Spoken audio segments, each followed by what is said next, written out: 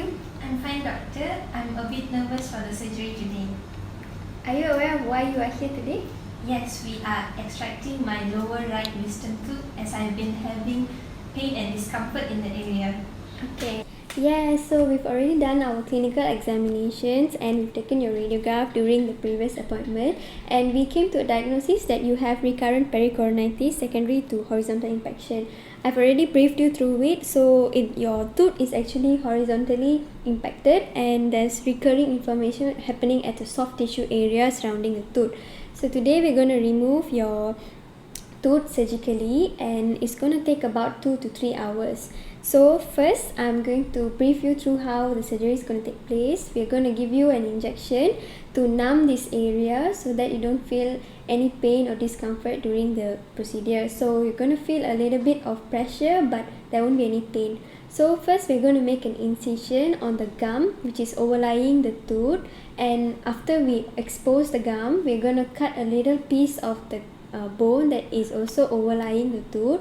And once we fully expose the tooth, we're going to go in and take out the tooth in one piece or maybe two or more. So after removing it, we're going to rinse the area, we're going to examine it, and we're going to put 1 or 2 stitches, and that's about it. Okay, do you have any questions? Yes, doctor. How long will the injection last, and will I be able to drive back home? Yes, okay. The LA usually, the local anesthetic usually lasts for around 2 to 3 hours. You won't have any problem driving back, and you can stay here as long as you want until you feel you're comfortable to drive back.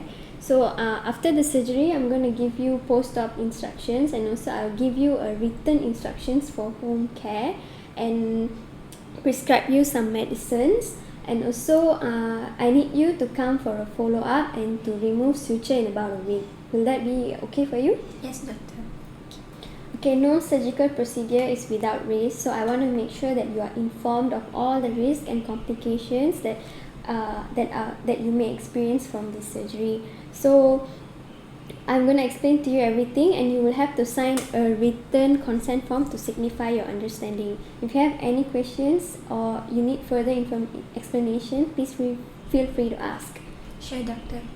Okay, depending on the difficulty of surgery, there are a variety of risks, and some of the general risks include pain, discomfort, and tenderness around the area of surgery, and also swelling, which will be at its greatest after 24 to 48 hours after the surgery, and there will be difficulty opening your mouth. There can also be bleeding or oozing for 24 hours.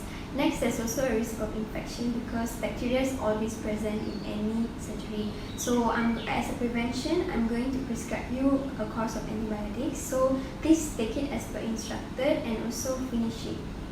Sure, doctor. Are there any other complications? Okay, yeah, there are some uncommon complications, like there's this thing called dry socket. So this occurs when the blood clot in that site of surgery is destroyed or disrupted due to premature rinsing, smoking, or hot rings. So the walls of the socket are then exposed and they will cause persistent pain. So this condition can be relieved, but it requires a lot of post-op visits. Do you have any questions? Nothing right now, doctor. Okay, next, in surgery associated with lower jaw, there's always a possibility of nerve damage. So because the surgical site is very close to a lot of sensory nerves which run through the jaw, so during surgery, if we tend to damage it, you might feel pain, tingling sensation, numbness in the chin, the lips, the gums, the teeth, and also sometimes the tongue. This sensation is similar to the effects of local anesthetic or injection that we give you prior to the surgery, but this will last for like days, weeks, months, or sometimes it can even be permanent. Okay, when I see your radiograph, we can see that the nerve is not in close proximity to your teeth, so the risk of damaging your nerve is relatively low.